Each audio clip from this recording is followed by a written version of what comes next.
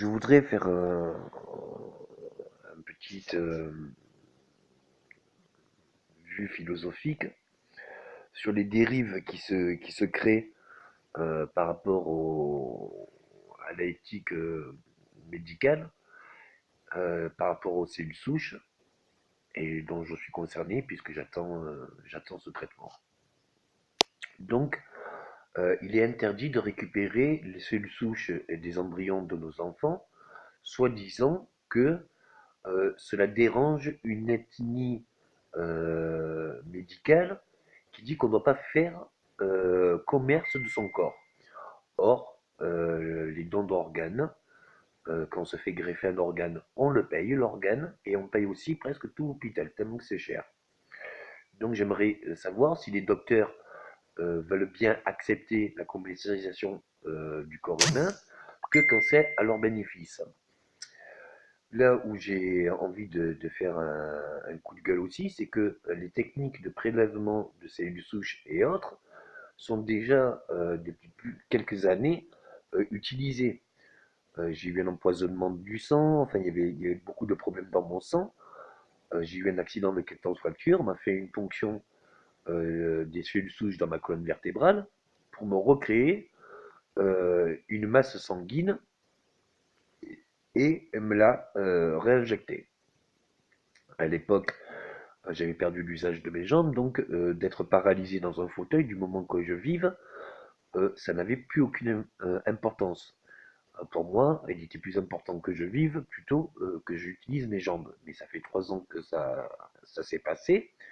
Je vis très bien, mais j'ai beaucoup de problèmes à marcher. Mon raisonnement, c'est pourquoi on n'a pas utilisé ces cellules souches pour faire une culture de mes propres organes ou os manquants, qui étaient cassés ou non utilisables depuis l'opération, pour me redonner un corps entier. Alors, je précise que pour un patient, les techniques employées, que ça soit de la technologie, que ça soit de la chirurgie ou de la biologie, les patients n'en ont rien à faire. Par contre, je vois que tout le système médical, ils prennent une minutie presque obsessionnelle pour ou faire des dérives pour limiter la science et l'évolution de la médecine, plutôt que de se mettre en commun en disant ou on efface les problèmes éthiques, ou on essaye de faire valoir justement le serment d'Hippocrate, qui fait que dans le serment d'Hippocrate, il est dit que chaque médecin est obligé de soigner chaque patient selon les meilleurs traitements, avec les meilleures techniques mais d'aujourd'hui.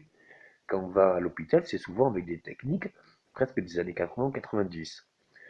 Je rappelle que le patient, lui, il s'en fout du moment qu'il a le résultat. Pour les dons d'organes, là où c'est gênant, c'est que c'est un autre ADN et qu'il peut y avoir des complications. Or, dans les cellules embryonnaires de nos enfants ou nos propres cellules souches, il ne peut pas y avoir de rejet, il peut y avoir des traitements pour améliorer les imperfections ou les problèmes de dégénérescence de l'ADN. Et donc, il y a des régénérations qui sont possibles et des solutions possibles.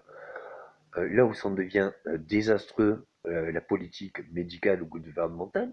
c'est qu'on voit un tas de dérives où nos cellules souches embryonnaires de nos enfants sont prélevées pour d'autres pays qui auraient une régularisation des lois plus souples, et on n'a pas le droit de récupérer ses propres cellules. Et je stipule que le clonage est interdit,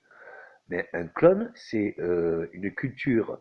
de notre ADN pour une autre personnalité, enfin une autre entité qui est notre clone, c'est-à-dire notre semblable à, à à notre ADN, mais c'est pour un deuxième être vivant. Or, ça c'est pour le clonage. Mais il n'a jamais été interdit de cultiver ses propres organes, selon le même procédé de clonage, c'est-à-dire prendre son ADN des cellules souches, cultiver l'organe qu'on a besoin, que ce soit des membres, des organes ou des os, et se le réimplanter après. Là où je veux en venir, c'est que si l'éthique médicale estime que ce n'est pas à faire, eh bien, qu'il crée juste une molécule synthétique de cellules souches d'un donneur universel, ou qui regarde le donneur universel et leurs cellules souches, qui prennent euh, un patient, un donneur qui n'a aucun problème de santé, ou alors qui a tous les vaccins et tous les l'ADN qui est ce qu'on pourrait dire propre, et synthétiser la molécule de ces cellules souches pour, en tant que médicament, comme des hormones de croissance ou autre, et qu'on puisse le prendre pour qu'on puisse se régénérer. Là où ça en devient un problème, c'est que souvent, depuis longtemps, dans l'histoire de l'humanité, les gouvernements et autres personnes de pouvoir estimaient que la surpopulation était un problème. Mais là, on arrive à un ère où la conquête de l'espace est possible et que j'aimerais dire à tous les gouvernements mondiaux de laisser la position du problème de la surpopulation de côté, puisqu'entre chaque ville de chaque pays, il y a vraiment beaucoup de places, on peut encore mettre beaucoup d'êtres humains sur Terre, mais qu'en plus, on peut mettre aussi l'espèce humaine euh, dans d'autres planètes, proches ou autres, et c'est pas de la folie ou quelque chose qui est tout à fait inaccessible, mais c'est quelque chose que nous avons la capacité au jour d'aujourd'hui de pouvoir penser que c'est réalisable parce que nous avons la technique. Donc les problèmes éthiques ou moraux ou autres devraient être mieux mis de côté puisque comment voulez-vous qu'on accepte la vie quand chaque respiration est une souffrance? À un moment donné, j'aimerais que la majorité des personnes non concernées puissent, euh, par solidarité, faire bouger les politiques en disant c'est quand même incroyable qu'au XXIe siècle, on laisse des gens souffrir dû à des causes ou des drames tels la guerre ou autre, ou des dégénérescences euh, d'ADN, ou bref, tout problème qui engendre de la souffrance dans un corps, qu'on a des solutions et que pour des problématiques, éthiques, eh bien, qu'on limite les recherches ou on limite les solutions